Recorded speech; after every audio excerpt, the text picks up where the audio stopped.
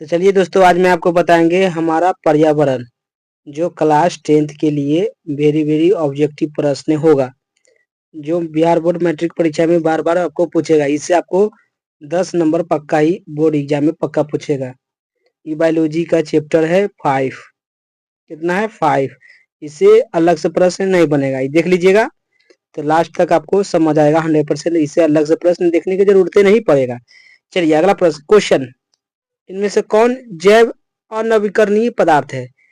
यानी जैव अनवीकरणीय की बात कर रहा है, कौन है? तो ये आपको पता होना चाहिए, डीडीटी।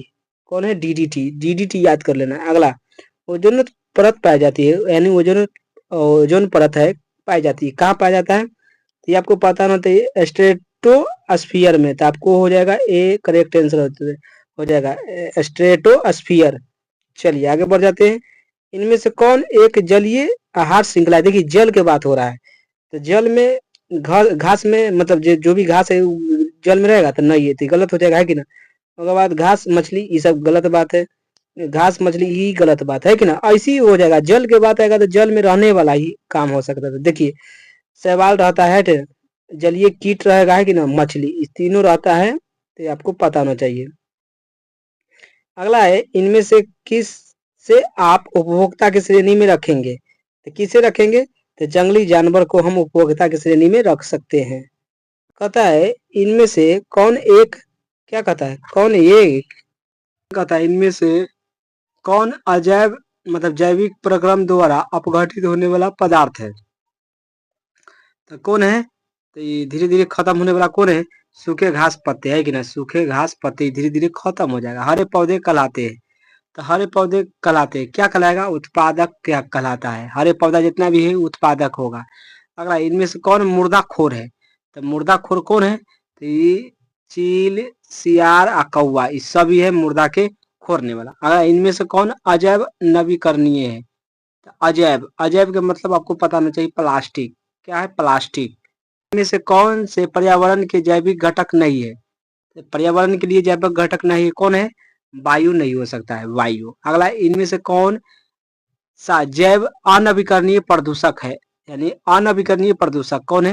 ये आपको प्लास्टिक है। क्या हो जाएगा? प्लास्टिक हो जाएगा आंसर। अगला है, प्रकृति में प्रकृति में ऊर्जा का मुख्य स्रोत है, तो क्या है? तो सूर्य है ऊर्जा का मुख्य स्रोत। अगला है, इनमें से कौन सा मतलब जल स्थलीय परितंत्र नहीं है? यानी कौन स्थलीय, मतलब थलीय, जल स्थलीय हो जा होना चाहिए, गलत दिखा गया है, परितंत्र नहीं है। तो ये आपको पता होना चाहिए, एक्रियम। क्या होता है? एक्रियम। प्रश्न है, सीएफसी है, यानी सीएफसी का फुल फॉर्म क्या होता है? तो क्लोरोफ्लोरोकार्बन। आपको कौन हो जाएगा? क्लोरोफ्लोरोकार्बन। तो आपको हो जाएगा ए, हो जाएगा क्लोरोफ्लोरोकार्बन। सीएफसी का फुल फॉर्म होता है। मृत शरीर को पचाने वाले जीव को कहते हैं। तो मृत शरीर है, शरीर मर गया, उसको कौन पचा सकता है? तो आपको पता होना चाहिए, अपघटक पचाता है। कौन पचाएगा? अपघटक। तो आपका अपघटक आंसर हो जाएगा। अगला, वनों की अधिक कटाई के परिणाम क्या होगा? अगर अधिक कटाई होने लगेगा वन यानी पेड़ पौधा, क्या होगा?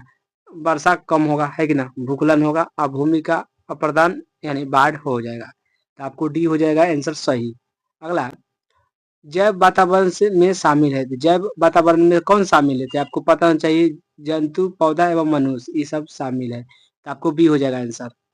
वैसे जीव जो पौधा एवं जंतु दोनों का भक्षण करते हैं यानी खाते हैं, उसे क्या कहेंगे? पौधा और जीव दोनों को खाते हैं, इसको कहेंगे सर्वभक्षी। हम सब सर्वभक्षी में आते हैं, मतलब हम लोग आते हैं। जो मनुष्य होता है, जो पौधा भी खाता है, यानी पत्तियां, पौधा के पत्ती भी खाता है, मांस भी खाता है, उसको क्या कहेंगे? सर्वभक्षी। जीवाणु एवं कवक कहलाते हैं। जीवाणु के एवं कवक कहलाते हैं क्या? अपघटक कहलाएगा। अगला, सौर सौर ऊर्जा जीवमंडल में इनमें से किसके द्वारा प्रवेश करते हैं? किसके द्वारा? हरे पौधे के द्वारा प्रवेश करेगा। अगला, ओजोन परत महत्वपूर्ण है क्योंकि वह अवशोषित करता है। कौन अवशोषित करता है? पराबैंगनी किरण को अवशोषित कर लेता है। पराबैंगनी किरण हो जाएगा आपको आंसर। परितंत्र होता है, तो प्रत्येक परितंत्र होता है ज्ञात्मक परितंत्र, मतलब तंत्र में। अगला है, पर्यावरण मुख्य रूप में से कितने घटक से बना होता है? तो कितने होते हैं? 2 से बना होता है। अगला प्रश्न है, परितंत्र के जैविक घटकों को श्रेणी इनमें से कौन से है, तो कौन सा है, तो उत्पादक, उपभोक्ता, अपघटक, सभी हो जाएगा आंसर आपको।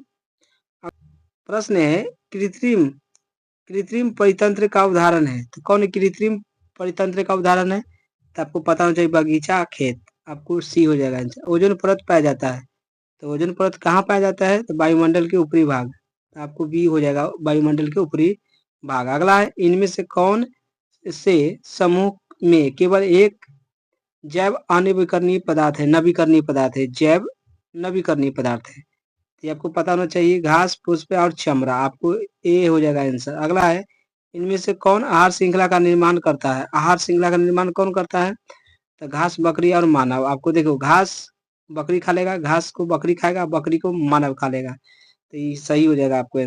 वन परितंत्र तंत्र में हिरन होते हैं, यानी वन परिस्थिति तंत्र होता है ना, उसमें हिरन क्या होता है, तो हिरन होता है प्राथमिक उपभोक्ता, प्राथमिक उपभोक्ता, प्राथमिक यानी प्राथमिक आप हो जाएगा आंसर। अगला जीव मंडल में ऊर्जा का एकमात्र स्रोत है, जीव मंडल में तो कौन होगा, सूर्य प्रकाश। अगला घास स्थलीय परितंत्र में उत्पादक है, तो घास परिस्थलीय तंत्र में यानी परितंत्र में उत्पादक कौन हो जाएगा, तो आपको घास हो जाएगा, है कि ना, घास हो जाएगा। अगला ओजोन ओजोन के अणु में ऑक्सीजन की कितनी संख्या होता है, तो आपको पता होना चाहिए 3 होता है, ओ 3 होता है, तो 3 हो जाएगा आपको आंसर।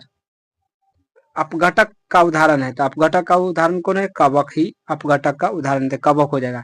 चिपको आंदोलन का मुख्य उद्देश्य संरक्षित करना, यानी क्या करना है, तो क्या करना है आपको पता होना चाहिए, वृक्ष को चिपको आंदोलन मतलब वृक्ष को रोकना काटने से। अगला पर्यावरण के अंतर्गत आते हैं, तो पर्यावरण के अंतर्गत कौन हो जाएगा, जल मंडल, स्थल मंडल और जैव मंडल, आपको डी हो जाएगा, सभी हो जाएगा आंसर। अगला अगला प्रश्न जैव घटक के उदाहरण है, जैव घटक के कौन उदाहरण है, तो आपको पता होना चाहिए पौधा और मनुष्य, आपको सी हो जाएगा आंसर, या वो भी दोनों।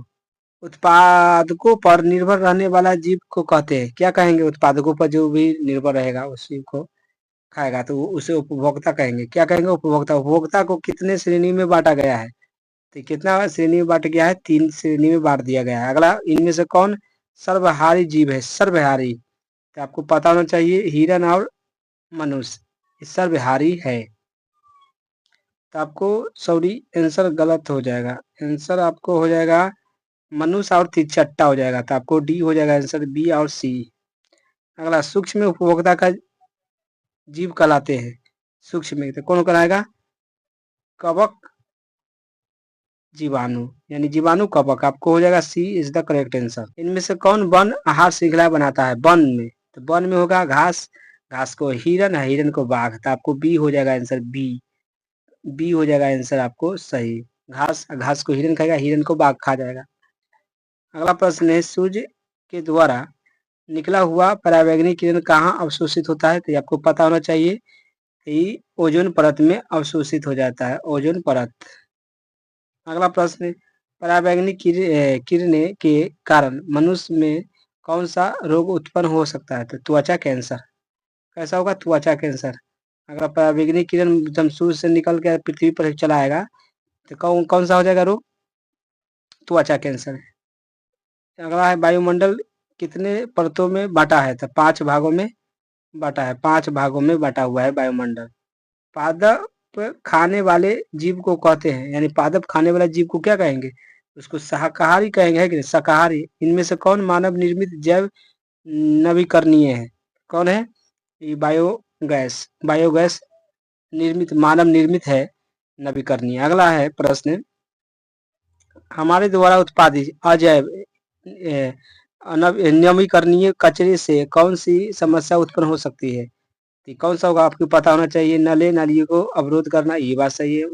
मृदा प्रदूषण, मानव शरीर में जैव आवर्धन, इसका भी हो जाएगा, आपको डी आंसर हो जाएगा।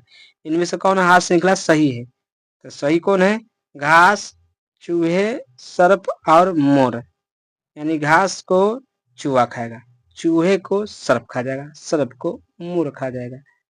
किस परिस्थिति तंत्र में ग्रहण करने वाला होते हैं, तो किसमें होगा, उत्पाद में हो जाएगा। इनमें से कौन उत्पादक है, उत्पादक कौन हो सकता है, घास होगा उत्पादक। अगला इनमें से मैदानी परिस्थिति तंत्र में तृतीय उपभोक्ता है, तृतीय उपभोक्ता कौन हो सकता है, तृतीय, तो सर्प होगा, है क्या होगा, सर्प।